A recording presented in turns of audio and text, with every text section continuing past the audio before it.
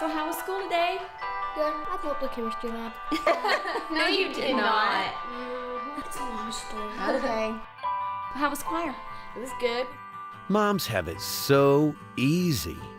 I mean, their lives are fun, simple, and so rewarding. Sometimes I wish, instead of being the dad, I wish I was the mom.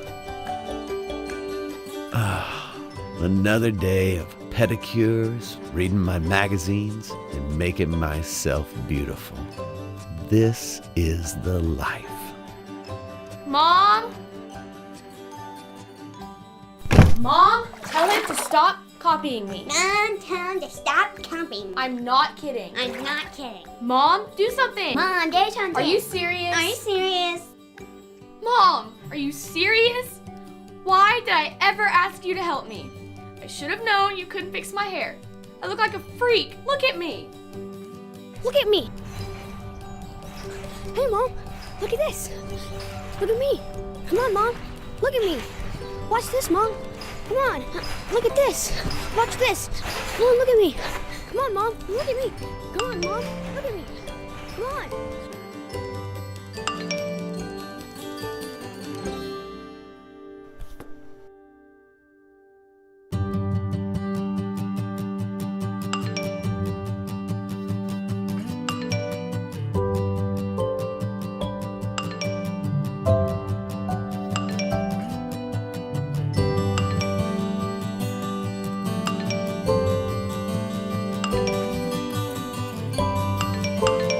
Can you help me with this?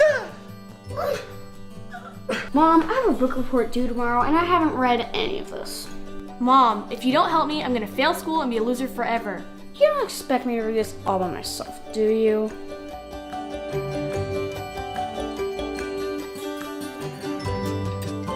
You don't expect me to eat this, do you? Seriously, Mom, what is this? Mom, I'm not gonna eat this. Dad, can we just go out to eat? Please? Hey kids, be nice to your mother. If I eat this, I'm gonna throw up. Mom, I said I'm gonna throw up. No! Mom, I think I'm gonna be sick too.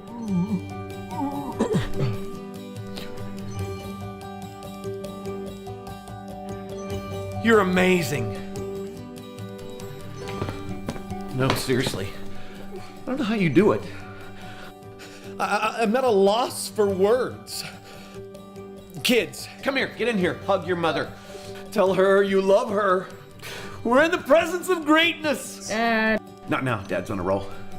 This is God's greatest creation, kids. You're smushing my face. Sorry, I'm sorry. I'm sorry. And I'm sorry. Because I don't say thank you enough. I mean, the truth is, I don't deserve you.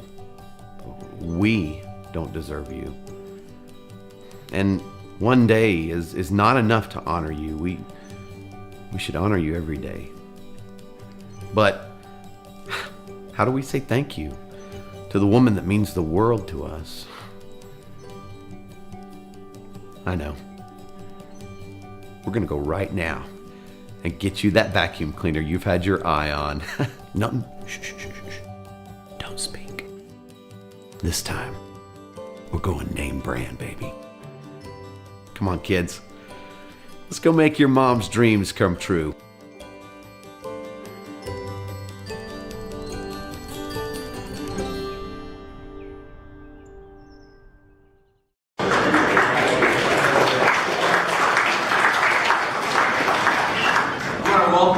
And on behalf of Harvest, we want to say Happy Mother's Day. Thank you for spending part of your day with us. We're in a series called It's Just a Phase, so don't miss it.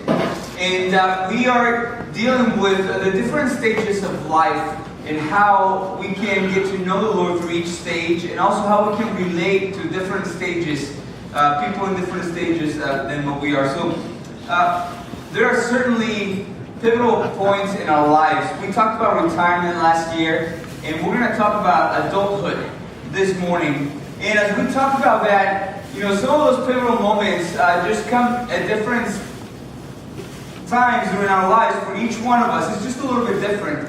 See, being an adult is something that's a little more complicated than many times we want it to be. In fact, but biologically, we are adults, biologically, by the time that we are ready for reproduction. But legally and socially, there are certain ages that we've set in our societies to become adults, like 18 or 21, depending on the country that you live in. But for many of us, it seemed like maybe there was a point, if you're in this stage, adulthood, maybe there was a point where you actually felt like an adult. And so for me, there were two moments. One, it was this moment right here. Matt, if you don't mind putting the picture, when we got married, 2005, September of 2005, then Julie and I got married. Another pivotal point was when we first had our firstborn, Caleb. And it was that picture was taken actually the first time we went back to church. It was about a week after he was born. And someone took that picture of us. And it was just really interesting. Both of these times, there's just this feeling that something has changed in your life. All of a sudden you have more responsibility. I remember that first time we walked into the apartment we were living in with Caleb, holding Caleb in our hands. And there are no more nurses, no more buttons to push there for help. It was just us, family, just Julie and I, and it was just really weird to know that this life depended on us. Then another time that we felt the same, it was when we came home with twins. So now all of a sudden they outnumber you. You're like, how are we gonna do this? But it's not only about being a certain age. Adulthood is about more than that. It's about realizing that we are in that stage of life where we're supposed to be productive. And adulthood, in fact, is one of the longest stages in life. You can go for 40, 45, 50 years, depending on kind of what you consider yourself, starting to be an adult. And this certainly brings many opportunities. Being an adult brings many opportunities because we have all of a sudden the tools like college or some trade or work experience, maybe something that we've been doing for a long time, and we just, that helps us in life. We have a greater context of life in general. I remember things were so easy when I was young, young adult, maybe an adolescent. Any problem that you would come to me, I guarantee you I had the answer for you. It was just easy and simple. It's like I would always have the answer for everything, but the older I get, I actually have a greater context of life, and I realize that life isn't so easy.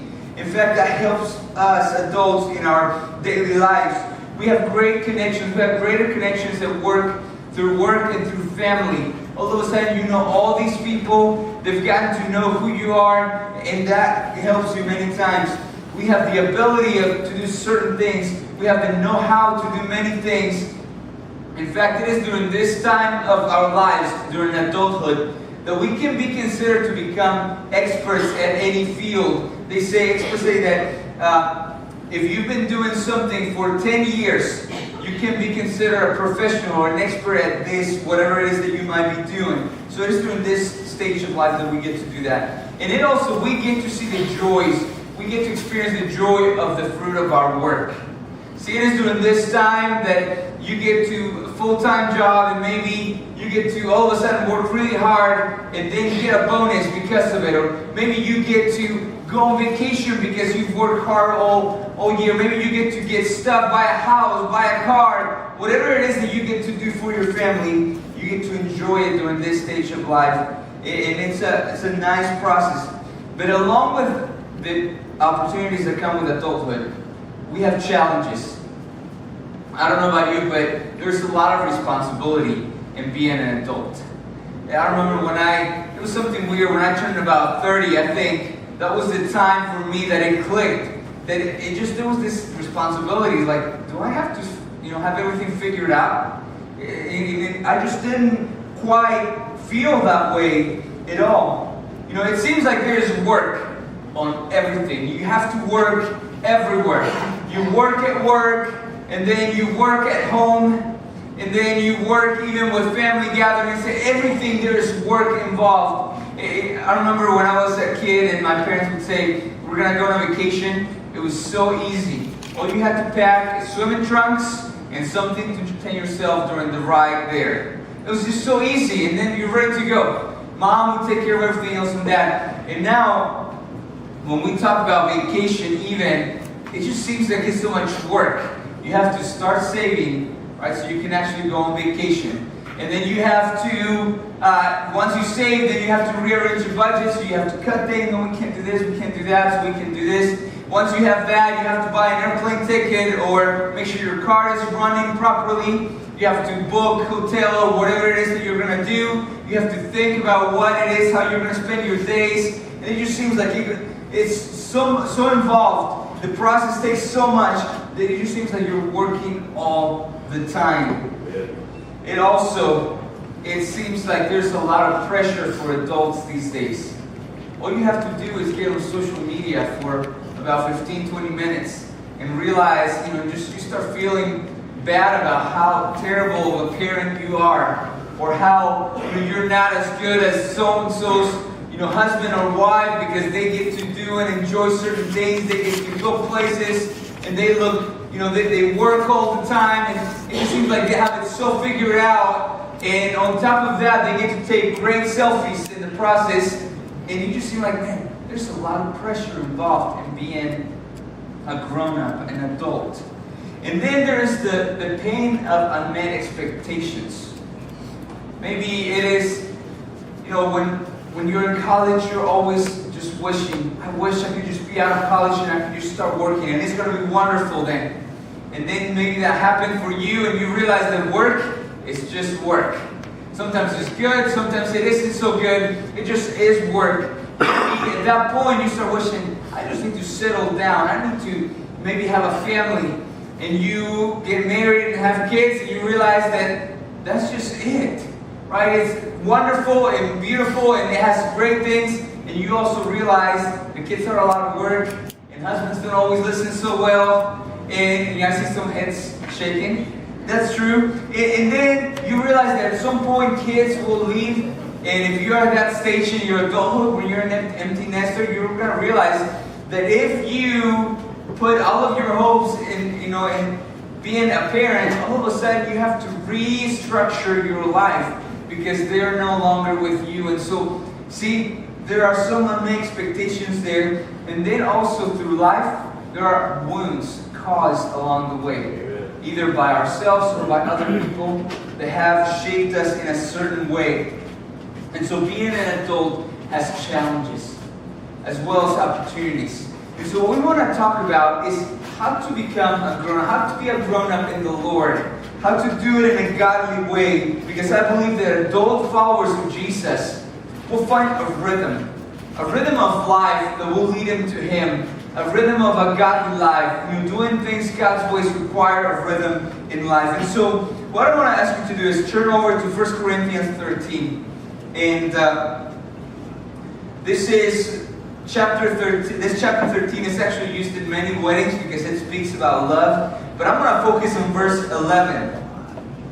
And here's what verse 11 says. When I was a child, I talked like a child. I thought like a child. I reasoned like a child. When I became a man, I put childish ways behind me. The Apostle Paul is talking to the church in Corinth, and there are actually a couple of different interpretations about this passage. Some people say that he was talking about the church as a whole, that the church at its infancy, when the apostles were there, and there were many signs and wonders. That was basically the early stage of the church, and then the church was going to mature. And then some other people say that Paul was talking about the church in Corinth. And some others say that he was talking about just our personal walks with the Lord, how we grow and mature. The reality is that Paul actually is evoking to something that everybody knew. There were two stages in life. There were children, there was childhood, and then there were adults. There was adulthood. In that you can be, when you're an adult, you have to leave certain ways behind. Now, today in our society, we have created a stage in between those. We call it adolescence.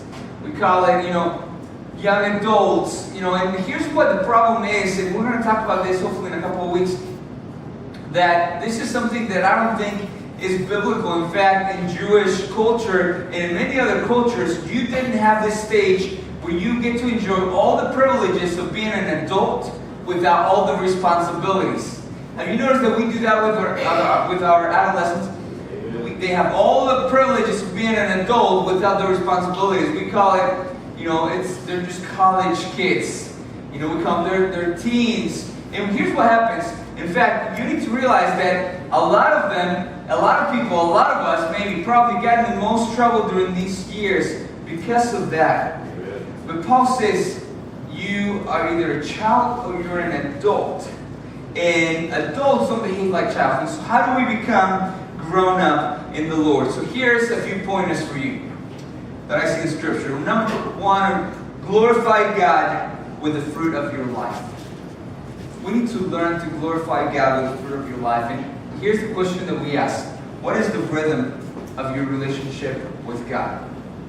Turn over to Matthew 5, verse 16. But I'm going to read for you in context, verse 14. And Jesus says, you are the light of the world. A city on a hill cannot be hidden. Neither do people light a lamp and put it under a bowl. Instead, they put it on its stand, and it gives light to everyone in the house. In the same way, let your light shine before men, that they may see your good deeds and praise your Father in heaven. What Jesus is saying is that the fruit of our life as adults should point people to Him. That word praise is actually glorify, which means magnify. So in a sense, our lives should magnify God in front of other people. If people are looking at your life, at the fruit of your life, and they don't see the Lord, then maybe something needs to change. But here's the thing, Jesus is assuming, let your light shine, that there's light in us. And that's the question that I want to go. It's not focused on the good deeds that He talks about. I don't want you to do extra work. I just want you to be intentional about the way that you're living. In fact, what we need to ask you probably is to do less. We're overly busy in our culture. However, we need to just be intentional about what we do in our lives. And we need to look at our heart and see if the light is there to shine to others. So you need to ask yourself, how am I filling myself with the light? What's the rhythm of my relationship with God? Because many times, January 1st comes, and we have all these goals. And you just, you plot from like losing weight, to working out, to eating healthier, to just all these things that we want to do. And what happens is that life never works that way. Very few people are actually disciplined enough to follow through with everything they want to do. And that's because there's a lot more involved than just pure will. There are emotions, and there are just ways of life and habits that we have to break or change or realize to be able to get to some of these goals. And so life, we feel works best in a rhythm. We find what the rhythm is, and you just kind of plug in things there to help you grow. For me personally, I love reading God's Word. I feel like God just has given His Word to us to understand His will better. But through the years, I've had to get into God's Word, into the truth of God's Word in different ways. For a while, when I was in college, I would do it during my commute. There have been times in my life where I've done it at night, right before I go to bed. And right now, it seems like these days, I just get up in the morning and I walk on the treadmill and just listen to it and read it at the same time. And I'm really enjoying that, able to listen. We have this technology that we can use to get close to the Lord as well. And I just do that for now. And maybe in a few months or a couple of years, it might change. I don't know. You have to find your rhythm. If you're solely, using Sunday morning as that rhythm of your relationship with God, you're always going to be struggling for more of His Word and more of that relationship. It's like if you ate once a week, you would never be able to get strong and fit. You would be on survival mode. And many of us are in that survival mode. So just find the rhythm of your relationship with God and start, applying that in your own life. So glorify God with that fruit. Not only that, reinvest into your relationships. Reinvest into your relationships. Let me ask you this. What is the rhythm of your relationships? As an adult, it's so easy to just coast for a long time on relationships. In fact, I think that many of us, that's the problem. You know, many marital issues come from just coasting for a long time. You invest on a relationship and then you feel that you're good. It's like, I've arrived, I've gotten there, and just forget. And you know, let me tell you that it is so easy to take for granted the people that are closest to you. It's so easy to take them for granted. Maybe your wife, your husband, your kids, your parents, just family close to you, friends. And so we need to find a rhythm to those relationships and reinvest. And I say reinvest because sometimes during our adult lives, we get to actually reap some of the fruit of what we invested early on in our lives. And we need to take that and reinvest it. Put the profit of a previous investment into the relationship again. We can do it in natural settings. Again, it's not about doing more, but being more intentional. About spending quality time, setting that proper time with each person that you need to. About using the power of words to affirm them, to thank them for what, to let them know what they mean to you. We have to be able to do that. Next, we need to organize our priorities. So we glorify God with the fruit of our lives. We reinvest into our relationships. We organize our priorities. Let's go to Romans 12, 1 and 2. Book of Romans, this is the Apostle Paul. Chapter 12, verse 1 and 2. Therefore, I urge you, brothers, in view of God's mercy, to offer your bodies as living sacrifices, holy and pleasing to God. This is your spiritual act of worship. Do not conform any longer to the pattern of this world, but be transformed by the renewing of your mind. Some of us are, I just have taken a couple of classes through Harvester's Merrill Institute. And this is a great tool for many of you. If you don't know what the Merrill Institute is, I want to encourage you, ask me about it, ask some of us about it, Rick, Scott, and to prepare people for greater ministry. But one of the classes is this last one that we're taking is called Worldviews and Philosophies. And we've talked about what is called confessional beliefs and convictional beliefs. And the confessional beliefs is what we logically come up with, what we can articulate that we believe. And it's ideals that we kind of have in our heads. But our convictional beliefs is what we actually believe about something. And there's usually a gap between what we say we believe and what we actually believe. Between our confessional beliefs, what we can confess or articulate, and what we actually believe. And let me explain it in a different way. We can probably agree, everybody in this room, that being out of debt is better than being in debt. Does that sound okay to you? Yeah, being out of debt is like being financial free, not owing anything to anyone is better. Yeah. And so, we all can agree on that, but when it comes time to maybe have a vacation, it gets a little more complicated than that, because you start thinking, well, man, I've worked really hard all year. I really need this. It's not only for me. Think about the kids. I mean, the kids have worked hard. We haven't gone on a vacation in more than 6 months. And who does this stuff? I need it. We need to relax. We need to have fun. And so, at a confessional level, we would probably agree, what's more important, to say being financially free or fun? And we would probably all say being financially free is more important. But really, at a convictional level, what you actually believe is like, well, you kind of believe that having fun is more important than being financially free. See, there's a gap between what we say we believe and what we actually believe. And closing this gap is where organizing your priorities comes in. The Apostle Paul says, do not conform to the pattern of this world any longer. But be transformed. We need to transform our priorities. We need to organize our priorities to fit what we actually believe. See, if we believe that there's a God that loves you, that is wonderful, that is huge, that is powerful, and that He cares about you, then why do we so many things that we do? If we say that we can't wait to spend eternal life, we always talk about eternal life, right, with them. Why can't we spend 5 minutes in His Word? If we say that we want to be in relationship with Him for eternity, and we're going to spend heaven with Him, why can't we spend some time through the week without being prompted? It's about prioritizing. It's about closing the gap between our confessional beliefs and our convictional beliefs. So we need to organize our priorities. Not only that, to become a grown-up, we need to work hard and worry less. Work hard and worry less. Matthew 6:25-34 speaks about this. And let me ask you this before we read the passage. What is the rhythm of your thoughts? What's the rhythm of your thoughts? I don't know about you, but we spend a whole lot of time worrying about stuff. I know I do.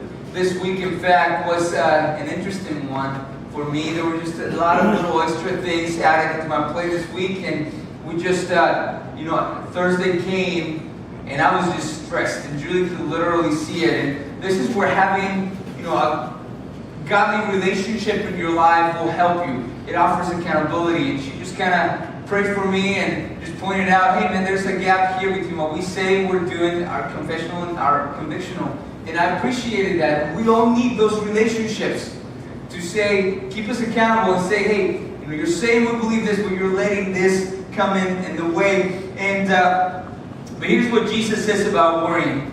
Matthew 6, verses 25 and on. I want to read a few of them. Therefore I tell you, do not worry about your life, what you will eat or drink, or about your body, what you will wear.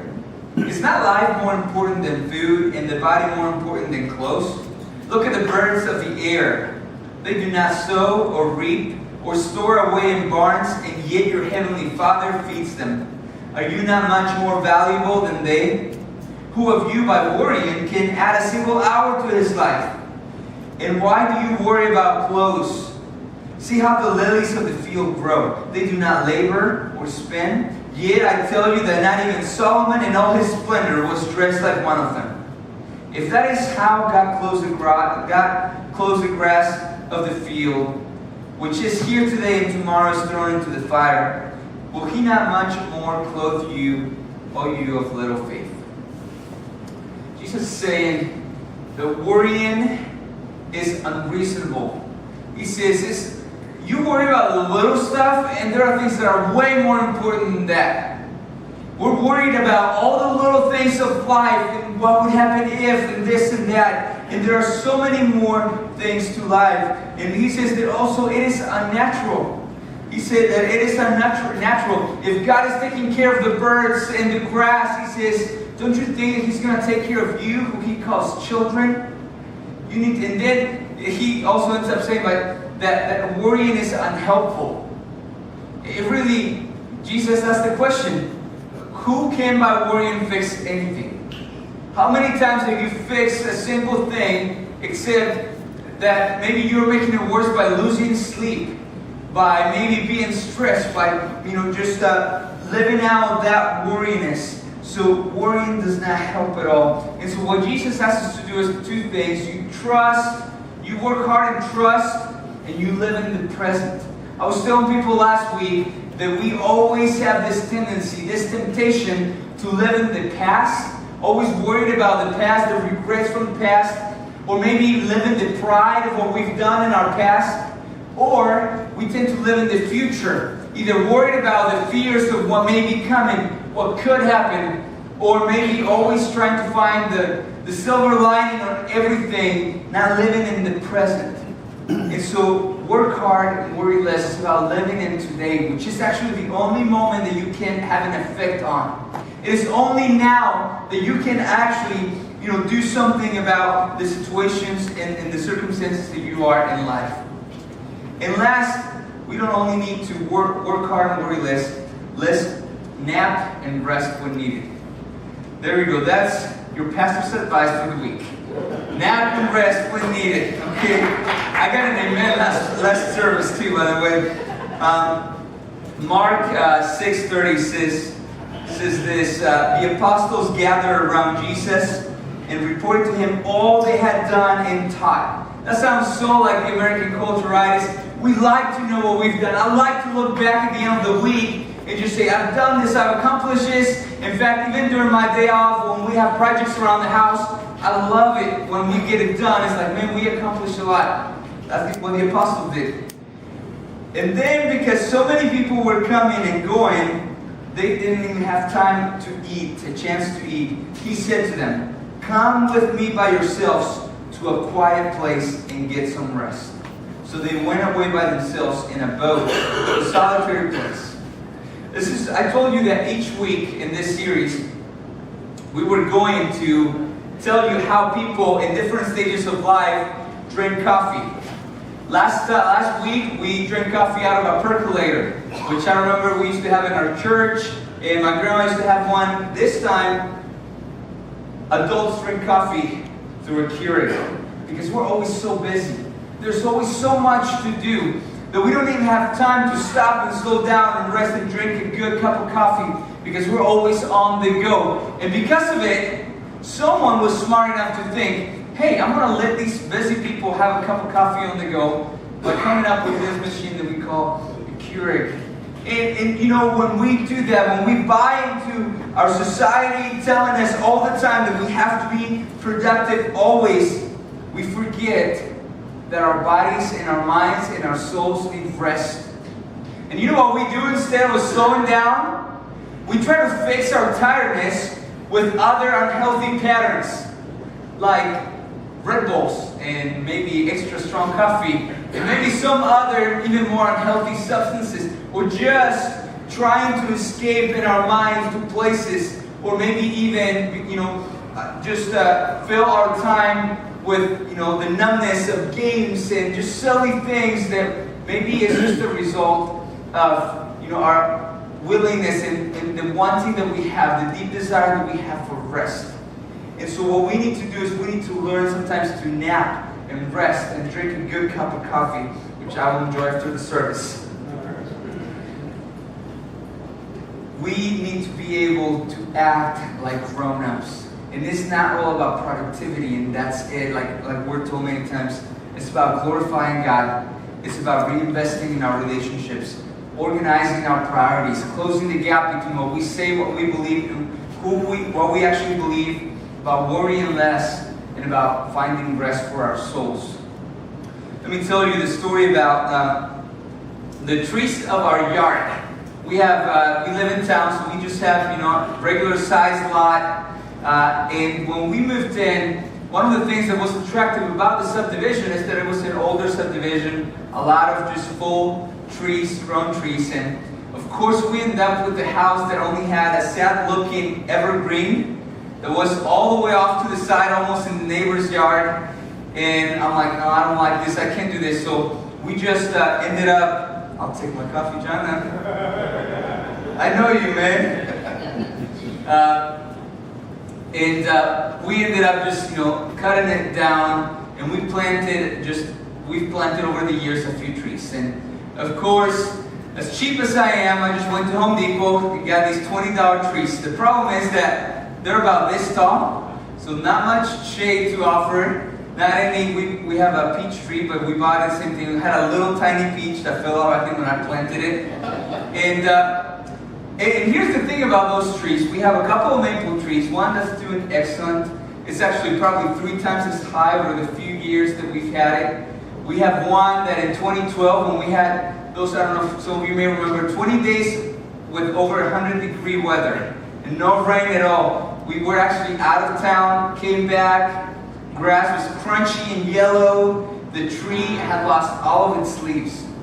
I remember thinking, man, this thing's gonna die. And I just watered it back to life, and it's still struggling to come back. It's never been the same since, but it's still there hanging. We have some Cleveland pears, and the branch system of these trees actually needs to be trimmed a lot because they tend to overgrow many branches, and it's really hard on them with windstorms. And so I've had to trim, some of them to keep them healthy.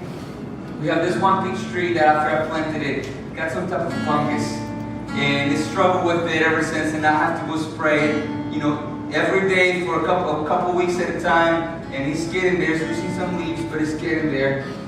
And we have a crabapple tree. And man, the crab apples taste awful. My kids, can't attest to that, but it sure is doing well. I think it's one of the best shades that we have, about this big. Okay, you stand at the right time during the day, you get a little bit of shade right there. But it's a process. And that's what I want us to understand. With all the challenges and all the pressure that we have as adults, I just want you to understand that maybe God sees us the same way. He sees us as a force. And some of us maybe are doing great. You're doing excellent. He sees you. You're producing fruit. And you're killing it every week at your work and with your family. But most of us, I think, I see myself, and I've gone through periods of drought in my life, in my relationship with Him. And that's caused some damage on me.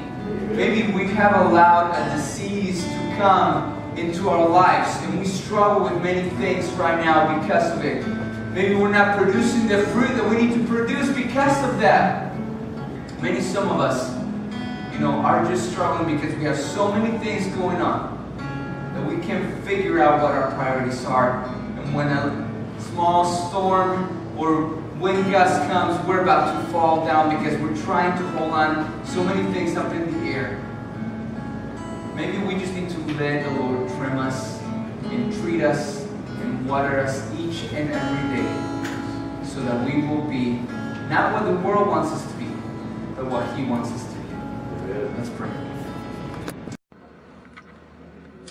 Hey, if you're still watching, we just want to thank you for coming by and just watching this message. And I just want to share real fast the reason why Harvester does this is because we believe that people need to hear about the Lord Jesus. It is our mission to lead people to find and follow Him. And so I just want to encourage you, if you have not received Jesus in your life ever, I just want you to listen to these words in John 3:16. It says, "For God so loved the world that He gave His only Son, that whoever believes in Him should not perish but have eternal life. For God did not send His Son into the world to condemn the world, but in order that the world might be saved through Him." So if you have never received Jesus into your life, I encourage you, investigate. Take some time. This is the most important decision that you could ever make. And so what we're going to do is we're going to show you right here at the bottom of the screen just our website. You can always go to harvesterchristian.org and find out a little more about our church. And if you don't live locally, then I just invite you find a church that you call home that believes in the Bible as the Word of God, and just start worshiping, start learning more about who our Lord is. I hope you have a great day. And thanks for watching.